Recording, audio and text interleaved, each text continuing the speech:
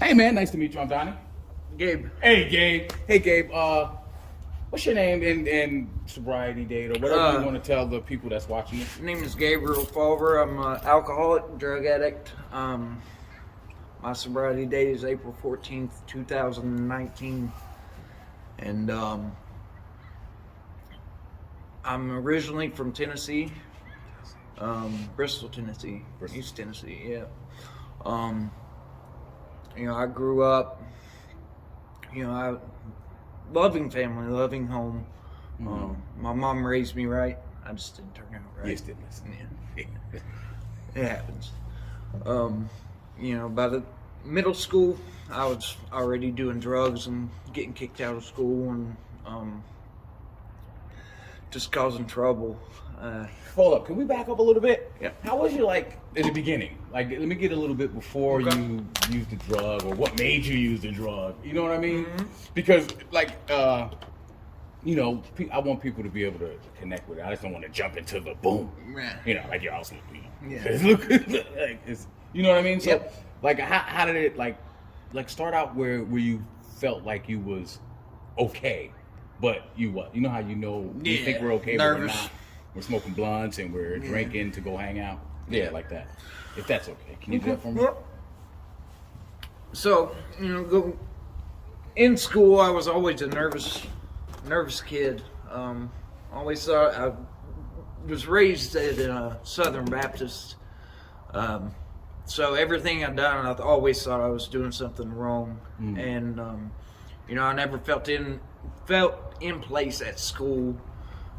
Around other kids and other families. I don't know why. I was always nervous, just always nervous, and couldn't figure out why. I was, I didn't know what I knew right from wrong, but the God that I was being taught about was not somebody that I wanted to have anything to do with. Oh, I can understand that because my mom and dad used to bring me to the place where they say he was at. I never felt him there. Yeah. Right. I understand that perfectly, right? Yeah. So was it good any time or it was good. All my childhood was good. My childhood was good. I had a lot of death in my family growing up. Okay. My stepdad died at the age of 39. My grandmother died at 59, brain tumor. All this was like I was 11, 12 years old, but all of it happened like right in that area. And, my mom and dad separated when I was, really young, like 4 years old. So my mom raised us, me and my brother. And, she worked 2 jobs and was, she did the best she could. And, I got it. What we did? Get rid of it. She done the best she could. My brother, he done really good in school. I was not somebody that wanted to be told what to do. School wasn't. Okay, all right. No, and I done good in school, but I just didn't. I didn't like it. By the time I got to 8th grade, I was already using, I was drinking, hanging out with people I wasn't supposed to be around. Yeah. And was it fun then or not? It was. Okay. Yeah. I mean, I've had good times, but I've also had some really bad times. All right. So when did it start getting like out of control for you? Can you describe that part and the feelings and things like that before you decided to step into recovery? Whew. So the out of control part, I guess, it didn't take long. I had 2 DUIs before I was 18. And that's before you had your license? No, I had my license for like 6 months. Oh, okay. Yeah. The IV drugs started right around that time. Methamphetamine is really bad where I'm from. Okay. So that's what I done. Tennessee? Yeah. Meth. Yeah. I'm lucky all I lost was teeth. Mine are fake too, don't worry about it. I ain't got a tooth in my head. It's all good, man. You know, yeah, it's definitely all good. It's not, you know. You know, my struggles today are not anything like they used to be. Okay. That's for sure. You know, my addiction led me to homelessness. My addiction led me to jails. How was that? The homelessness first. Homelessness? It was pretty much a choice, you know, because if I wasn't using drugs or drinking, I would have somewhere to live. Okay. I chose all that Instead of being able to have somewhere to live. okay. You know, I can't be up in my grandma's house, my mom's house, the way I'm drinking and using. Okay. You know, they didn't like it. So that made you So I just had to do what I wanted to do. You know. homeless in Tennessee. Isn't it warm all year round? Oh no! No, it's cold. So you had in the really mountains, cold man. winters. It's Huh? about the same weather as it is up here. Like it is right now. It's Yeah, kind of it's chilly cold right now. Yeah. Okay, so and then the homelessness it was horrible. Did that make you change your mind a little bit? Nah. How long did that last? The homelessness? A couple years. What was it, like a tent? And you were just using? No, I was just all over the place, wherever I could go, and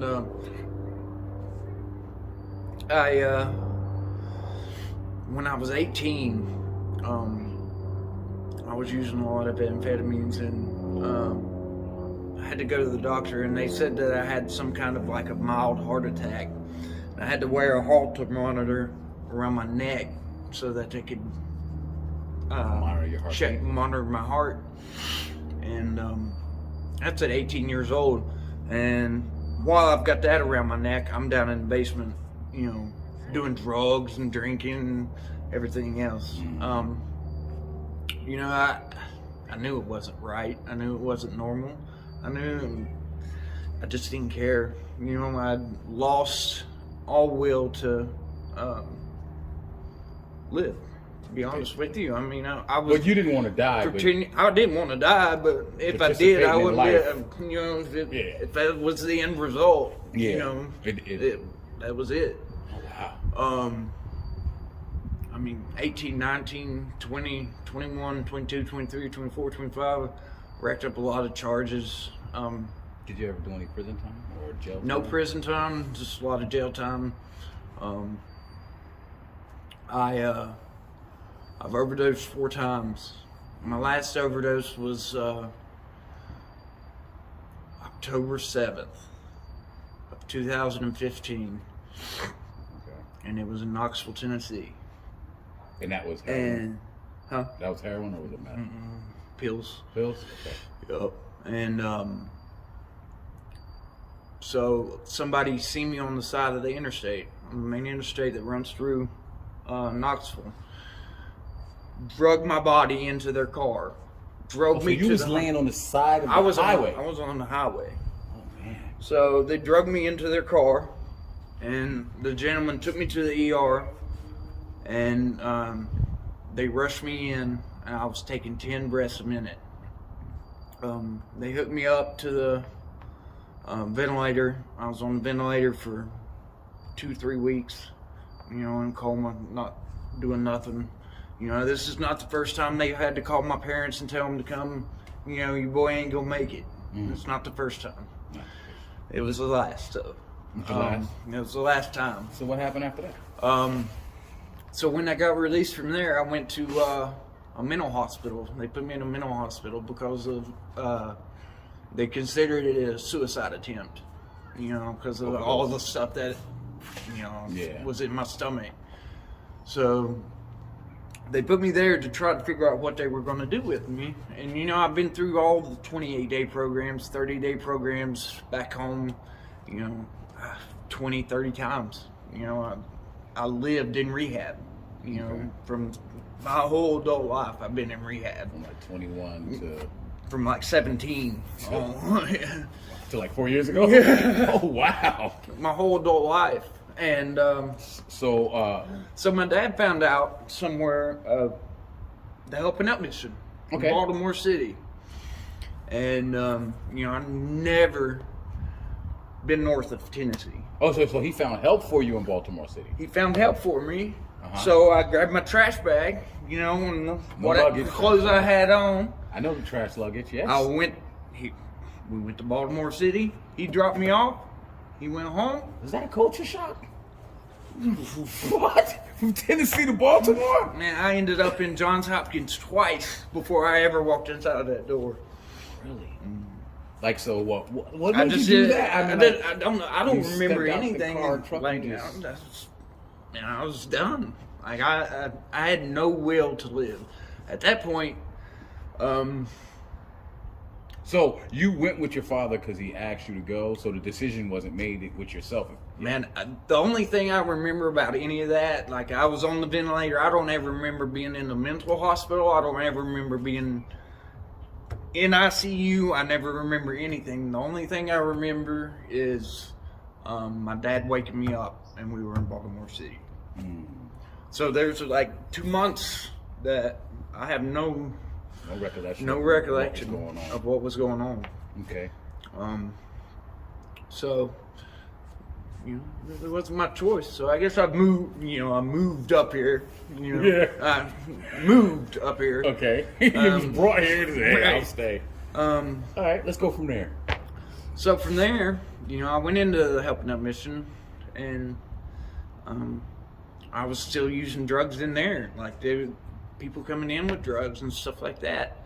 So I got kicked out of there and put back in Johns Hopkins, and from there they sent me to the Frederick Rescue Mission. Okay. So I spent 10 months in there. I relapsed. So while you were in there, what were you doing? Was you listening? Was you participating? What were you?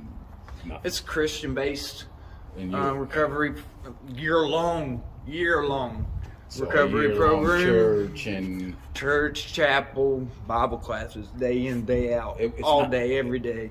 It wasn't a 12-step program at all? No, it was. It's through the Bible, yeah. Also, recovery through Christ type thing. Yeah. Okay, so that obviously didn't work, basically. No, and so I got kicked out of there, and I got arrested for assaulting the police officers at the bus station. In Baltimore? No, Frederick. Because I didn't have anywhere to go once the mission kicked me out, and I was drunk, and I laid down on the bench, and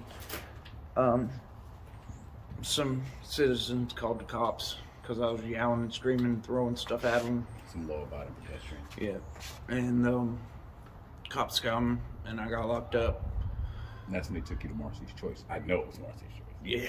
I got locked up in Frederick before. Man, they took me to Marcy's Choice twice. Okay. Yeah, and my grandfather come all the way up from Tennessee and picked me up and took me back home. And, you know, I didn't last a couple months down there, and I was ready to come back. You know, I enjoyed my time at the mission, Frederick Rescue Mission. You know, I didn't necessarily listen to what they were teaching, but just being around the community of men in that program, I missed it, you know. And so I come back, and I went to court on all those charges and all that stuff, and they put it on stat docket as long as I completed the mission and done their whole deal and stuff like that. So spent 18 months in the mission, graduated. Was you using any of that 18 months? Not at all? Good. No, I stayed sober, and I finally got my license back. I got a car. It's not that. That's a big and deal. I moved. Yeah, I like that. I moved out. The day after I moved out of the mission, I took the cops on a chase from Market Street all the way to Middletown. Drunk, 5:30 in the morning. Run through a construction site, hit 7 cars. So, you know, took one day of me being on my own. After all that, you know, I didn't listen. I didn't listen. Couldn't have, right? I didn't listen. Surely I didn't listen. No tragedy or anything happened. They didn't tell me to do that. Okay. I know that. So no tragedy or nothing happened. You just said, hey, I'm going to get this. So you was being good because you liked the place. And then when you got out, that was gone. So it was something different going on, basically, is what you're saying? I just, I don't know. I don't know what happened after 18 months of sobriety to make somebody walk out and just Go on a high-speed chase. just go do that. Yeah. I don't know. I hate to say it sounds fun, but it's, it's like trying to figure it out in your head. Like, why would that happen?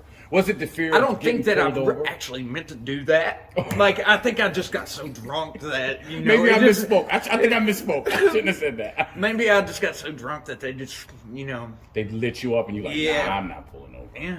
I mean, that's what happens, man. When I get drunk, I drink to black out. Like, Okay. I don't drink mildly to You be drink for mildly intoxicated. I drink to get drunk. Yeah. Basically. If I can stand up, I'm not drunk enough. If I can put you in your car, if I can put you in your car, you can make it home, baby. You're funny.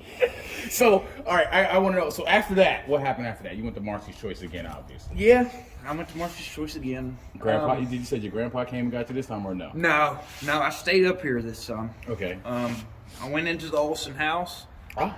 I kept my apartment that I had when I moved out of the mission, and I kept paying them for it while I was going to the Olsen house. I've been at the same job now for almost 5 years. So when did the change occur that make you've been clean, what, 3.5 years, you said, right? So when did the change occur that It's made come. you... Okay, It's well, come. let's go. I'm listening. I just want to make sure, because it's kind of chilly out here. We're talking, we're warmer.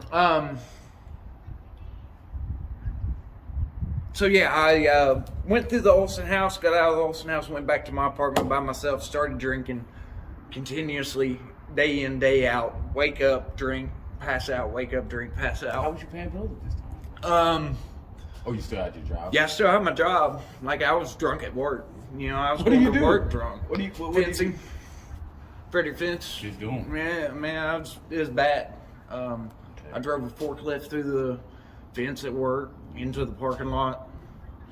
That was the day that it come to that, something was going to have to be done. And they told me I either get help or get gone. Okay. And I didn't have a choice. I'd been beat by that point all these years. People just continuously telling me, get away, done. I love these people like they're my family. They are my family up here. And I respected them. And I guess I respected them enough to not pick up another drink. And I have not drank since. Okay. So it was that last downfall that made you do it? So when did the program come into play? So Sean Nicholson opened up Solid Ground Recovery. Okay. I was the very first resident in his house over here on Delaware Street 3 years ago. Okay. I know Sean. Yeah. I run that house for a year, and I got out of that house and met my wife. We got married. We bought a house. Nice. She bought a car. I bought that truck. Yeah, that truck is badass. I Bought like that truck. Last year we had 2 miscarriages, and right now we have a baby boy getting ready to be born here in about 45 days. How did you deal with that trauma with the miscarriages? Did you want to use? Did you call somebody? How did you handle I it? didn't. You just worked. So, drinking and using doesn't even cross my mind. Because there's things that are happening in my life that I never expected Okay. to happen. I actually have stuff to lose now. Okay. You know what I mean? I do. Like, my wife is also in sobriety. She will have 3 years next month. My father-in-law will have 3 years, 2 weeks after me. Did you and the wife meet in sobriety? Yes. Nice. Okay. So, You didn't have to call no one. All you had to do is turn over. Hey, babe, listen. Right. We got to do something. Yeah. We got to process this information, basically. She needs me to be strong for her. Right. So, That it'd helped be you up. extremely selfish of me to, be sitting here thinking about drinking and using. Absolutely, yeah. I just want to be able to take care of my family. I was never able to take care of myself, so, huge opportunity. Are you trying to tell me, right, that taking care of your family is what's really keeping you clean? Yeah. Nice. They talked about that in the big book. It's Oh, no. altruistic. If you get out of yourself and you think about others, it's usually what point. helps you get better. Yeah. That's hilarious. Taking care of other people. So that got you out of yourself long enough to stay clean for. Yeah. I don't think about it. I don't think about using. I get up in the morning, I go to work, I pay my bills, I make sure my wife's okay. I come home, we eat, we pray, we love life, man. It's the way it should be. All right, can we go back a little bit to the process where you got in the recovery thing? Because I met you through somebody else's in recovery, so I want to hear about that process, how it went. What step really turned you around, or was it your sponsor, or what was it that made it like easier instead of just leaning on the taking care of your family part? What really got me was step 3. It's became willing to turn your will over. Right. You know, every time that I've been through sobriety and had 18 months, that's where I felt. Right there. Step 3. Turn your will Every time. Every time Gabe takes it, I lose it. Every time. You take it, go back. All right. So I focused on that step. I focus on that step every day. So it's safe to say I wake up, I pray, I give it over every day. I have to. Or else I'm going to be in a police chase going through Middletown. You know what my prayer is? It's funny. My prayer is, I can't, you can. I'm going to get out the way and let you do this today. And let me tell you, Hands up. I don't make no decisions all day. Right. I just roll with what's going on in here. Is this That's right? it. Or is this wrong? All right, I'm going to do this one. Yep. And it's okay if they don't like that I'm doing the right thing. Yep. Or I mean, I got to get out of the way. get out the way. And that's I got to get out of the way. That's what kept you right. Yeah. That's what's up. So, what's the best thing that happened to you in recovery? I just want to. The best thing that's happened to me in recovery, it's probably my sponsees. Okay, I've got 2 sponsees that's got 2 years sober. Okay. And I'm currently sponsoring a 16-year-old. Nice. What was he doing? He He smoke a little bit of weed.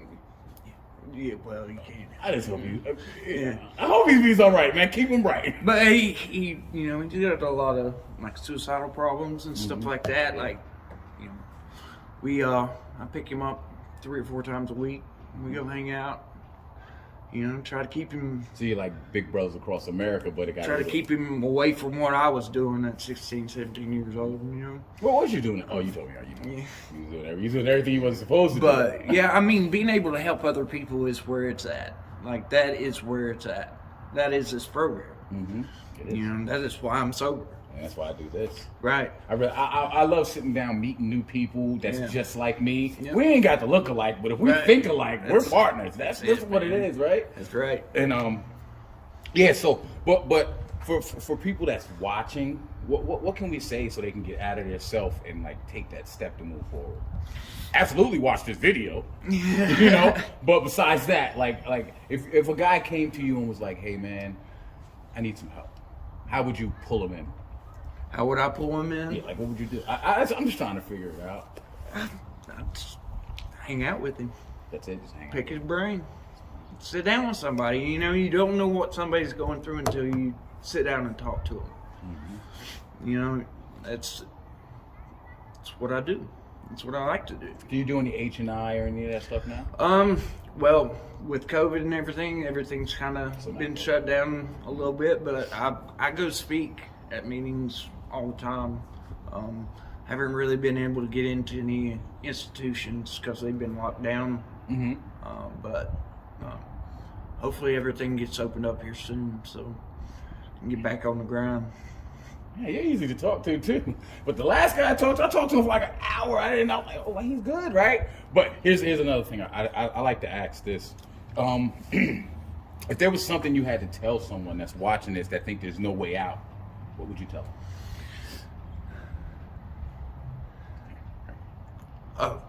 What would you tell them? So, you're telling me there's no way out, and I'm telling you there is a way out. Try it. If you don't like it, if it doesn't work, fine. But it worked for me. I mean, I